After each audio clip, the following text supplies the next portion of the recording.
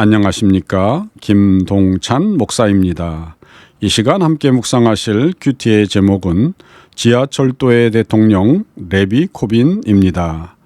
함께 묵상하실 하나님의 말씀은 누가복음 4장 18절 주의 영이 내게 내리셨다. 이는 하나님께서 내게 기름을 부으셔서 가난한 사람들에게 복음을 전파하도록 하기 위해서다. 하나님께서는 포로된 사람들에게 자유를, 못 보는 사람들에게 다시 볼 수 있음을, 억눌린 사람들에게 해방을 선포하기 위해 나를 보내셨다. 아멘. 중국 명나라 시대의 어린이용 교훈서인 명심보감 정기편에는 천불생 무명지인이요 지불생 무명지초라 하는 말이 있습니다.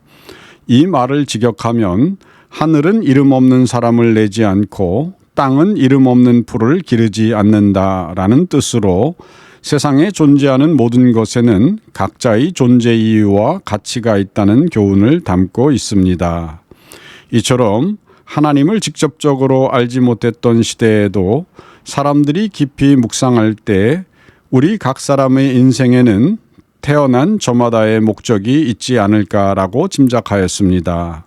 그런데 성경에는 분명하게 각 사람이 이 세상을 사는 것은 사명을 맡은 청지기와 같고 따라서 이 생을 마친 날에는 청지기처럼 각자 맡겨진 일에 대한 셈을 해야 할 것이라고 했습니다. 그러면 우리가 이 땅에서 할 수 있는 일 중에 가장 귀한 일은 무엇일까요? 그것은 아마도 생명을 구하는 일일 것입니다. 19세기 당시 노예제도가 있던 미국에서 쫓기던 수많은 흑인 노예들을 구했던 레비 코핀이라는 사람이 있었습니다. 코핀은 노스캐롤라이나주의 퀘이커교도 가정에서 태어났습니다. 7살의 어린 나이였던 어느 날 코핀은 사슬에 묶여 끌려가는 노예들을 목격했습니다. 어린 코핀은 그들이 왜 묶여 있는지 물었고 그들이 가족과 헤어져 비참하게 팔려간다는 사실을 알게 되었습니다. 바로 그날 이 소년의 마음에 심어진 사람은 모두가 공평한 하나님의 자녀라는 신념은 평생 그를 이끄는 인생 모토가 되었습니다.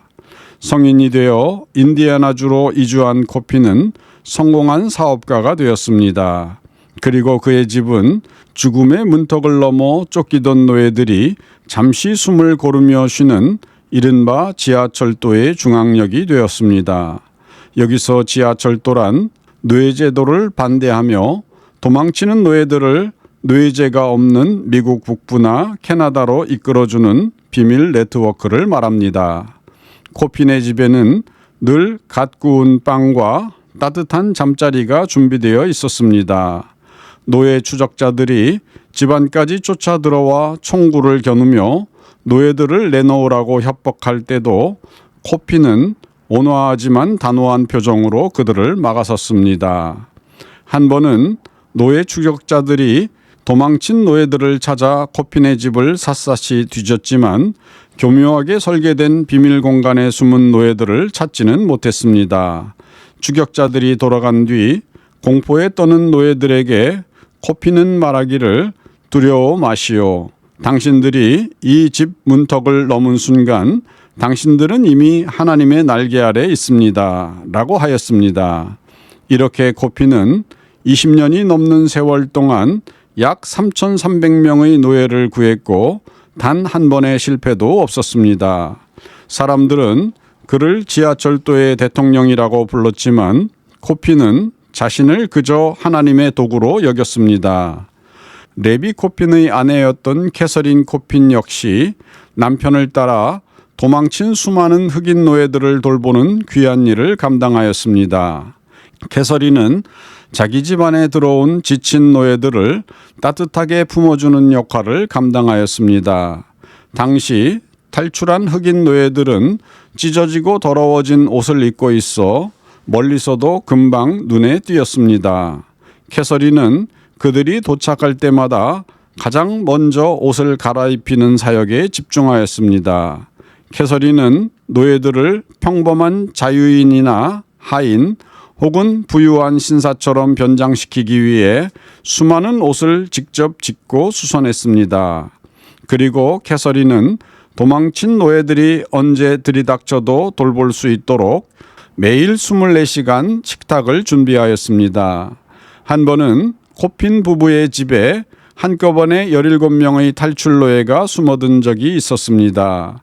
하지만 캐서린은 평소 이웃이나 추격자들의 의심을 사지 않기 위해 밤중에 몰래 빵을 굽고 음식을 나르는 등의 준비를 해왔기에 그 많은 인원에게 거침없이 식사를 대접할 수가 있었습니다. 이처럼 캐서린에게 부엌은 하나님께 드리는 예배의 처소였습니다.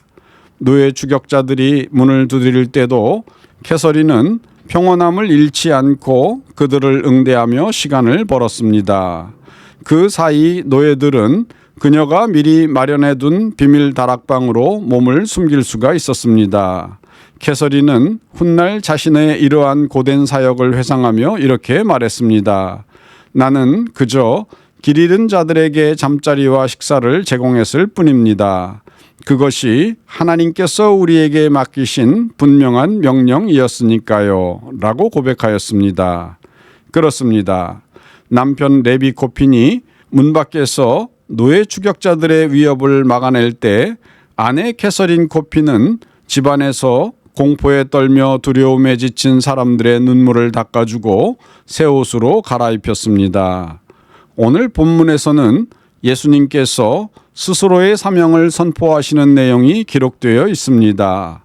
성령께서 내게 임하셨으니 복음을 전파하고 포로된 사람들에게 자유와 억눌린 사람들에게 해방을 선포하기 위해 나를 보내셨다. 오늘 우리 성도들도 예수님의 제자로서 천국의 길을 모르는 수많은 사람들에게 그 길을 인도하는 레비 코핀 부부와 같은 사역을 감당하며 하나님을 기쁘시게 하는 삶 사시기를 주님의 이름으로 축원드립니다. 감사합니다.